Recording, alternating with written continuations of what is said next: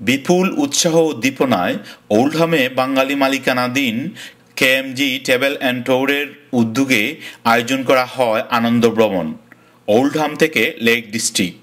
এতে অংশ নেন ৭০ জন শিশু, কিশোর, কিশোরী সহ নারী পুরুষ। এই আনন্দ ভ্রমণ ব্যাপক সাড়া পেয়েছে বলে জানান কেএমজির চেয়ার প্রভাষক মহসিন চৌধুরী।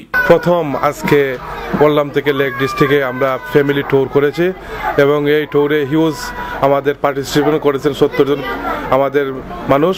সবাইকে নিয়ে আমরা লেক ডিস্ট্রিক্টে এসেছি। ও ভাইস চেয়ার শুকুর আলী।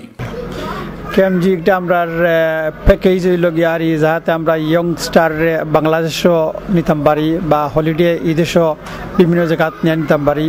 তাছাড়া এতে সপরিবারে অংশ নেন কাউন্সিলর ফজলুল হক, পাক্ষিক কাগজের সম্পাদক হান্নান মিয়া, কেএমজির এমডি মুজিবুর রহমান, সাংবাদিক হাবিবুর রহমান কাইয়ুম ও গানবেনুর অন্যতম ডাইরেক্টর আহাদ মিয়া। মামা শাহজাহান, চ্যানেলস নিউজ, ওল্ডহাম।